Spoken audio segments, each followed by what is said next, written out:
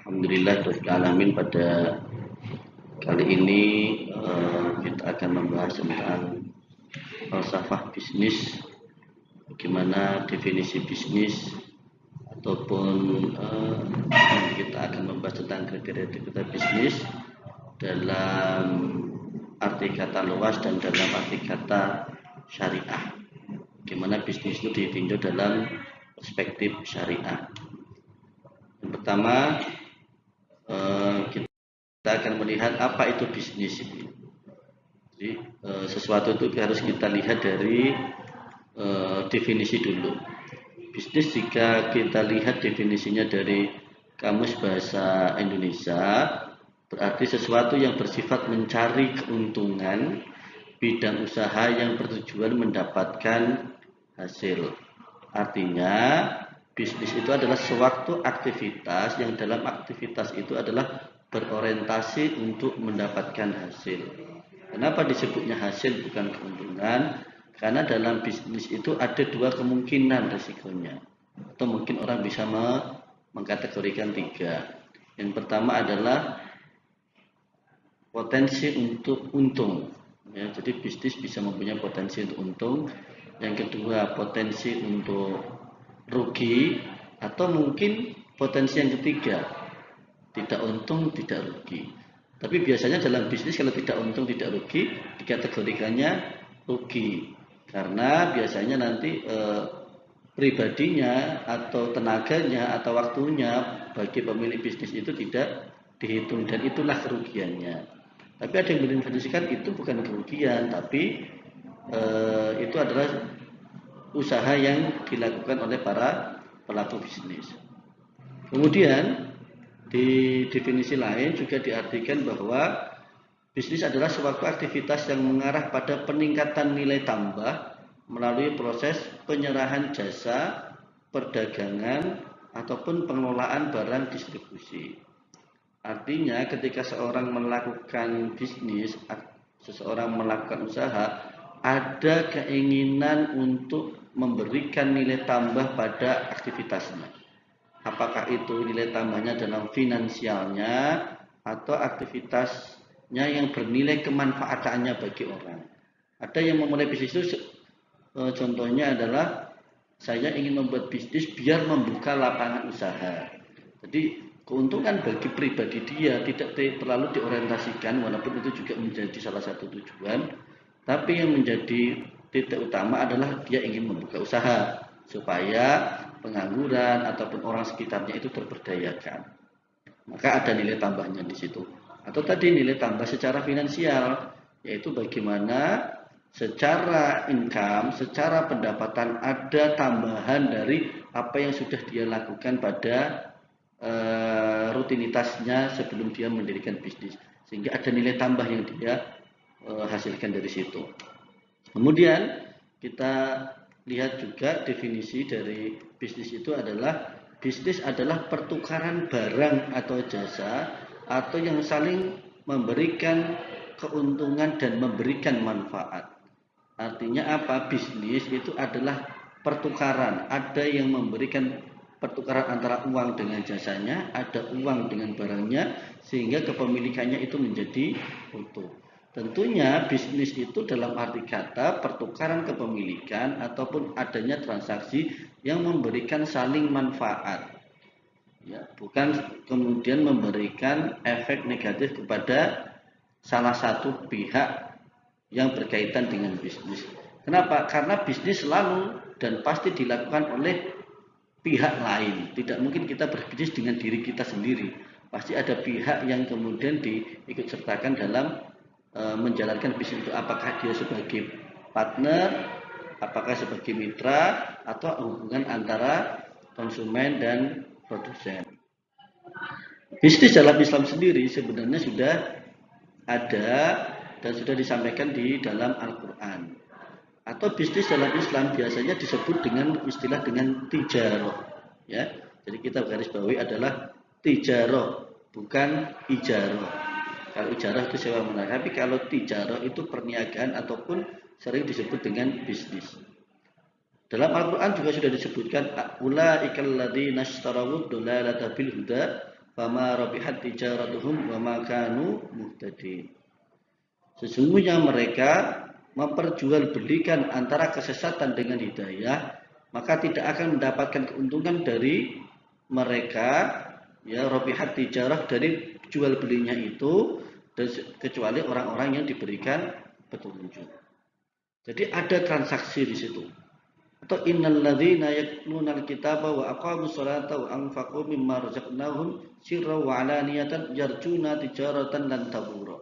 Ada kata-kata tijarah di situ antara transaksi. Nah, tapi dalam Al-Qur'an ini disebutkan adalah transaksi antara Allah dengan manusia. Perniagaan, kan dalam ayat lain juga disebutkan innallaha ashtara minal mu'minina bi anna lahumul jannah. Sesungguhnya Allah juga membeli manusia itu dengan surganya. Jadi ada transaksi itu.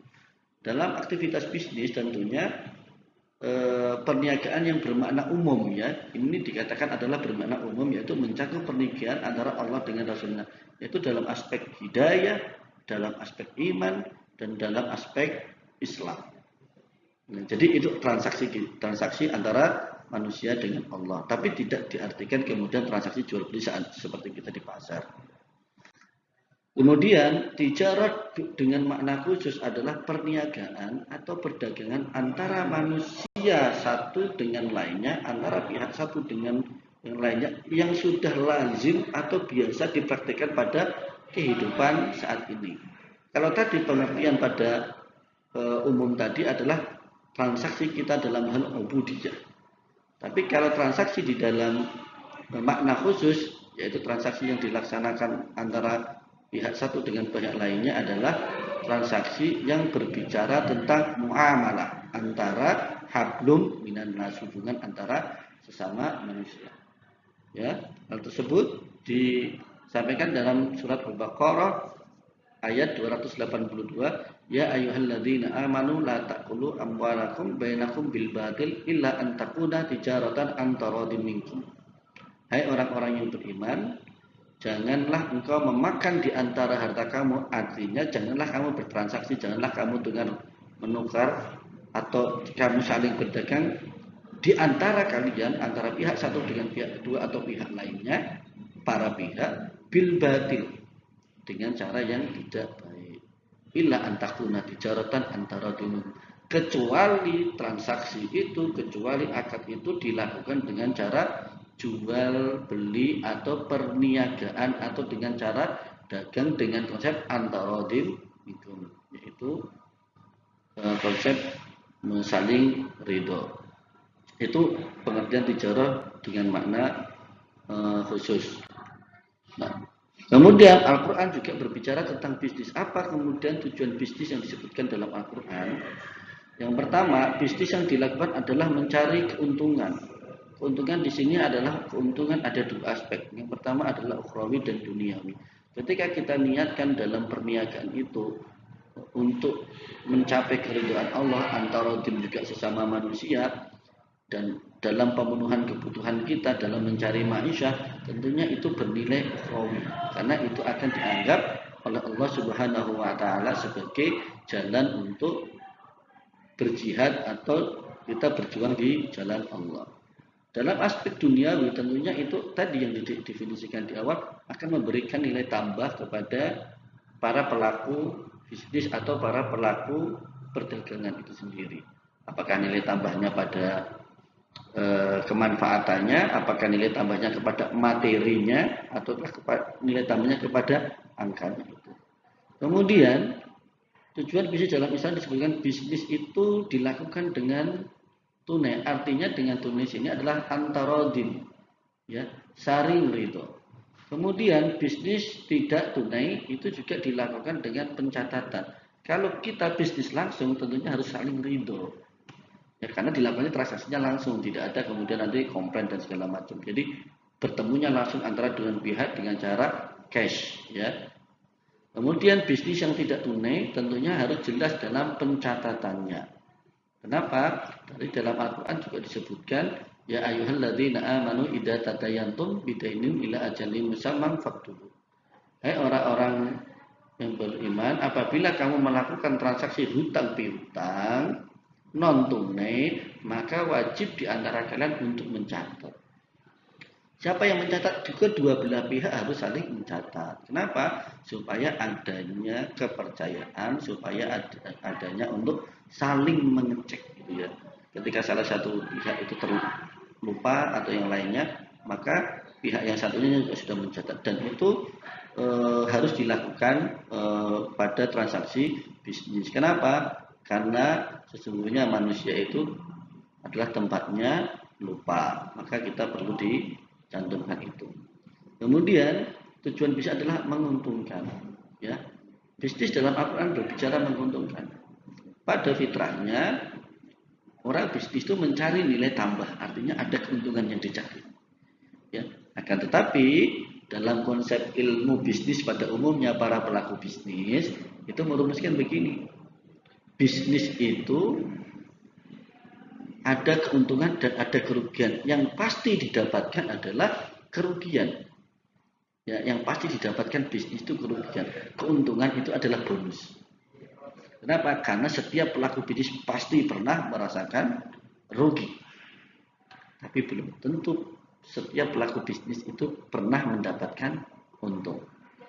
Karena orang pelaku bisnis harus siap rugi. Kenapa? Rugi atau mengalami kerugian atau nanti agak bisa sekali, bisa dua kali, bisa tiga kali, atau memang semuanya rugi. Tapi bisa jadi sekali saja, tapi setiap orang bisnis pasti pernah akan merasakan rugi atau istilahnya ada sesuatu yang tidak sesuai dengan diharapkan. Itu dalam bisnis dalam Al-Quran. Jadi biasa saja kalau bisnis itu ada keuntungan dan kerugian. Kemudian apa yang dikatakan menguntungkan? Ya, menguntungkan adalah mengetahui investasi yang paling baik. Ini cara-cara kita bagaimana kita memproyeksi. Ya, kalau kita memastikan tidak boleh, makanya bisnis syariah itu proyeksi yang ada, bukan kepastian. Kalau kita investasi segini pasti nanti untungnya segini, tidak. Istilahnya atau yang dipakai dalam bisnis syariah adalah proyeksi. Proyeksi itu bagaimana menganalisa dengan apakah nanti marketnya seperti apa, penjualannya seperti apa, dari segi aspek waktunya, dari segi aspek konsumennya, dari keadaan ekonomi Indonesia secara menyeluruh akan ada dampak. Maka kita harus bisa mengetahui mana investasi dalam bisnis yang paling baik. Yang kedua, membuat keputusan yang logis, sehat, masuk akal. Karena sekarang zamannya sudah zaman modern, bukan kemudian kepercayaan para leluhur. Maka bisnis harus dianalisa. Modalnya berapa, siapa pelaku bisnisnya, bagaimana menjalankan bisnisnya, bagaimana penjualannya, bagaimana cara memasarkannya, apakah ini nanti punya potensi untuk diterima masyarakat, punya potensi untuk ada mitra, punya potensi ada konsumen atau tidak. Maka analisa itu logis secara keilmuan bisnis. Nanti ada manajemen resikonya, kemudian ada studi kelayakan bisnisnya. Itu mungkin akan dipelajari di mata kuliah yang lain. Jadi harus jelas apakah bisnis itu layak atau tidak, apakah punya potensi dikembangkan atau tidak. Kemudian mengikuti perilaku yang baik. Ya, tadi dikatakan bahwa ketika bisnis itu dilakukan dengan cara yang baik, tentunya itu akan mendapatkan nilai tambah dalam hal ubudiyah. Karena amalah yang kemudian bernilai ibadah. Kenapa? Karena ketika kita benar menjalankan bisnisnya, tentunya Allah akan menilai itu ibadah. Ikuti perilaku-perilaku ini. Jangan percaya dengan kepercayaan-kepercayaan yang kemudian juga membuat laris, kemudian bla bla bla bla itu. Saya kira itu sudah tidak zamannya lagi sekarang ya. Sekarang adalah analisa bisnisnya seperti apa. Kemudian pemeliharaan apa kemudian yang merugikan dalam aspek bisnis? Tentunya potensi rugi kebalikan dari yang tiga itu. Tidak mengetahui investasi yang paling baik, tidak logis, asal saja modal nekat.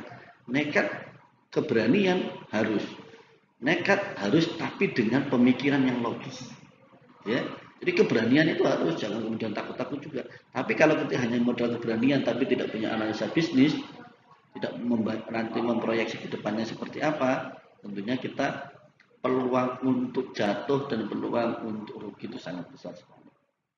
Kemudian perilaku yang tidak baik, kita hanya mengandalkan jimat-jimat, kita hanya mengandalkan backingan. Nah itu ya bisnisnya tidak akan pernah berkembang gitu loh, karena kita tidak berdasarkan usaha kita yang didasari dengan keimanan tadi, karena ada aspek bisnis dengan keimanan dan keislaman kita, tidak didasari dengan analisa dan proyeksi kehidupan seperti apa, malah kita berperilaku yang tidak baik, tentunya itu potensi untuk rugi itu sangat besar sekali. Nah kemudian pemeliharaan prestasi, semua yang kita lakukan baik dan buruk itu semuanya sudah Allah catat, ya Allah sudah catat semuanya, ya. Wa may ya'mal mithqala dzarratin khairan yarah wa may ya'mal mithqala dzarratin syarran yarah. Apapun yang kita lakukan akan dicatat. Karena apa? Kehidupan kita, aktivitas kita di dunia ini adalah bentuk bagaimana kita bertransaksi kepada Allah. Apakah yang kita lakukan semuanya itu berlandaskan dengan keimanan, niat ibadah kita kepada Allah, wa ma khalaqtul jinna wal insan illa liya'budun, atau malah kita sebaliknya. Kemudian apa kemudian karakteristik kelayakan bisnis? Ya, yang pertama perilaku penerapan konsep. Kita punya konsep tidak? Ini tadi ada analisasnya ya. Seperti apa konsep yang kita mau? Kita mau bisnis apa sih? Mau bisnis kuliner, mau bisnis apapun. Kemudian mau kapan kita terapkan bisnis itu? Kalau kita bisnis umpamanya mau jual cendol, waktu penerapannya kapan gagasan itu? Jangan kemudian kita jual cendol pertama buka itu dimulai musim hujan, tidak akan laku. Itu makanya tadi kita punya analisa proyeksi ke depan bagaimana kira-kira konsumen kita itu akan menerima bisnis kita, baik itu dari segi menerima dalam promosinya ataupun dalam mengkonsumsinya. Kemudian resiko penerapan gagasan atau ide, kita punya manajemen resiko. Ketika plan A ini seperti apa, tidak mungkin atau mungkin jarang sekali bisnis pertama langsung berhasil. Mungkin 1:1000. Makanya kita harus tahu resikonya kalau bisnis A bulan pertama itu apa. Marketing dulu, promo dulu. Bisa jadi bulan pertama itu kita tidak mendapatkan sama sekali keuntungan. Tapi kita sudah pastikan hari pertama, bulan pertama ini, bulan keduanya kita akan perbaiki itu. Kemudian ruang lingkup gagasan atau ide. Sasaran kita siapa? Nah, ruang lingkupnya, ya kita hanya kuliner saja atau yang lainnya atau ada yang lain. Saran saya atau kita ketika melakukan bisnis fokus saja, ya ketika memang kita tidak punya kemampuan ilmu itu. Tapi kalau memang kita punya talenta yang bagus dan beberapa monggo saja bisa dikembangkan, tapi jangan dilakukan sendiri. Kita harus merekrut orang. Anggap kita ahli di bidang art, bidang fotografi, bidang kuliner. Yang kuliner tetap jalan, kita dengan alasan sebagai leadernya, tapi ada yang mau kopi. Kemudian yang fotografi, namanya membuat itu, ada orang yang benar-benar bisa mengetahui itu, sehingga kita hanya menerima laporan, analisa, kita perbaiki, kita masukin saran, apa yang kita temukan.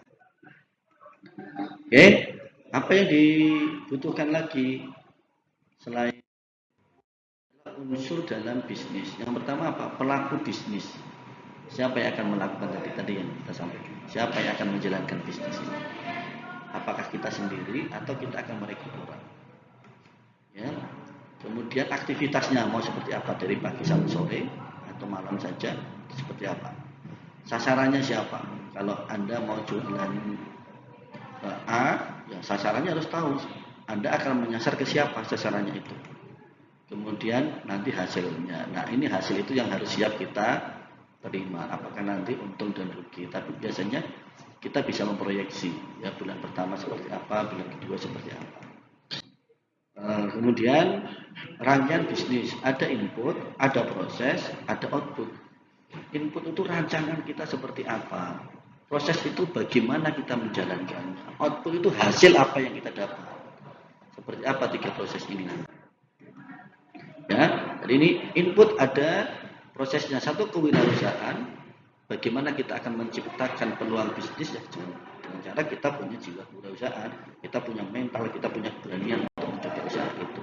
Kemudian keahlian bidang SDM. Ya. Siapa yang kita siapkan SDM-nya? Kita sendiri atau orang lain?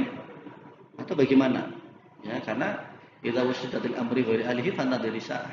Kalau kita tidak menyiapkan SDM yang bagus dalam bidang itu, maka tunggulah kehancuran. Kemudian ada modal. Modal itu tidak harus dengan uang. Kita bisa jual modal kita dengan kepercayaan, dengan bagaimana kita berkomunikasi, bagaimana kita lobby, bagaimana kita menjaga kepercayaan kita kepada orang lain. Ya. Oke. Kemudian prosesnya, ada manajemen produksinya, ada manajemen SDM-nya, ada manajemen pemasarannya, ada pembagian jobnya yang jelas. Ya, kemudian ada manajemen keuangannya, jangan sampai modal tercampur dengan uang pribadi. Nah, ini yang jarang orang dalam bisnis itu mengklasifikasikan itu. Nah, outputnya apa? Ada profitnya nanti pasti.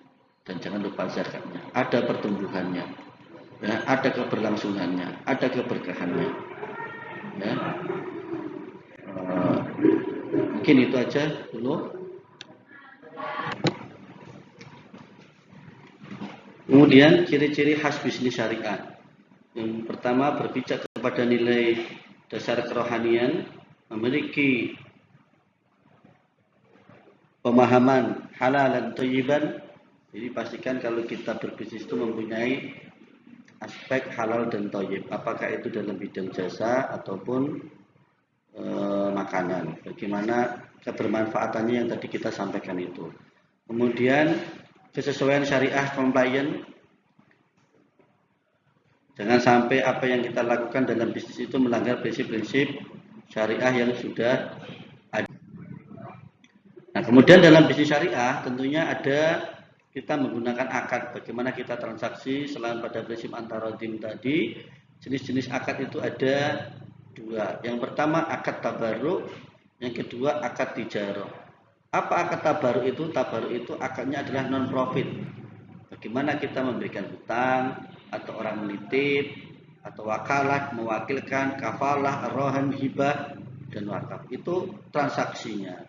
Kemudian ada yang memberikan atau melakukan bisnis dengan prinsip tijarah, yaitu memberikan keuntungan atau orientasi profit. Ya, intinya profit di sini adalah berbentuk profit material. Yang pertama, dalam bisnis yang berorientasi kepada profit itu juga ada dua kemungkinan. Kemungkinan pertama adalah bisnis yang pasti dalam kontraknya itu atau ketika dilakukan kontraknya itu sudah pasti untung. Apa itu jual beli? Ya, jual beli secara normal, bukan karena bangkrut kemudian dijual seluruh isi tokonya. Tapi jual beli yang dilakukan, apakah itu jual beli jasa ataukah itu jual beli barang? Ya, yang pertama murabahah. Ya, karena dalam akad murabahah itu sudah disampaikan pembeli itu mengetahui berapa keuntungan yang diambil oleh penjual. Itu murabahah. Jadi penjual ketika melakukan transaksi menyampaikan barang ini harganya sekian, kemudian kami mengambil keuntungannya sekian. Itu harus dilakukan. Kemudian salam dan istisna itu adalah jual beli dengan sistem inden, gitu ya. Tentunya ketika orang melakukan pemasanan itu sudah mengkalkulasi harga barangnya berapa, biaya kirimnya berapa, kemudian dia jual berapa. Ya, sudah dipastikan untung. Kemudian ijarah, sewa. Begitu juga sewa. Sewa itu adalah keuntungan yang pasti didapatkan. Karena ketika dalam transaksi itu dia sudah menghitung berapa biaya operasionalnya, berapa biaya maintenance-nya, atau berapa biaya jasanya itu sendiri. Yang kedua adalah akad yang keuntungannya tidak pasti atau natural uncertainty contract. Bagaimana dalam melakukan bisnis itu dengan menerapkan akad tersebut belum tentu untung. Jadi keuntungannya belum pasti. Yaitu ada dua akad. Yang pertama adalah akad musyarakah, mudharabah. Ini adalah bentuk investasi. Kalau musyarakah kita berinvestasi dengan cara kita menanamkan sebagian modal dari modal keseluruhan dan kita ikut serta dalam pengelolaan bisnis itu atau tidak. Tapi kalau mudharabah itu 100% pihak satu itu sebagai pemilik modal, kemudian pihak dua itu atau pihak lainnya sebagai mudharib. Jadi titik tekannya pada akad musyarakah dan mudharabah itu adalah pada kepemilikan modal. Ketika kita berinvestasi, maka belum pasti untung. Maka tadi, kalau kerugian itu sudah pasti didapatkan. Semua orang bisnis pernah mengalami rugi. Tapi belum tentu semua pebisnis itu atau pelaku usaha itu mendapatkan atau mengalami keuntungan. Kenapa harus bisnis syariah? Karena yang pertama konsekuensi iman, ya. Ya ayyuhalladzina amanu la taqulu amwalakum bainakum bil batil tadi. Bahwa bisnis itu harus dengan syariah, karena kita dilarang dengan kebatilan illa antakuna tijaratan. Kemudian sebagai solusi maslahah manusia, ketika dilakukan dengan cara syariah, ada namanya maqasidus syariah, ya. Bahwa prinsip bermuamalah itu harus sesuai dengan maksud-maksud syariah, menjaga jiwanya, menjaga akalnya, menjaga hartanya, dan lainnya. Kemudian, kenapa harus bisnis syariah? Karena bisnis syariah itu dalam bermuamalah itu mencakup keseluruhan. Kita boleh dalam bermuamalah, kita boleh dalam bertransaksi dengan non-muslim. Kita boleh bertransaksi dengan siapapun. Yang jelas tidak ada prinsip dalam bisnis itu yang kemudian dijalankan adalah zalim. La tadzlimuna wa la tudlamun. Tidak ada unsur kezaliman yang disengaja. Ya. Saya kira pertemuan kita cukup dicukupkan, dan kita minggu depan kita akan bahas dengan tema yang berbeda. Kita tutup kuliah kita dengan baca hamdalah, alhamdulillahirabbil alamin. Assalamualaikum warahmatullahi wabarakatuh.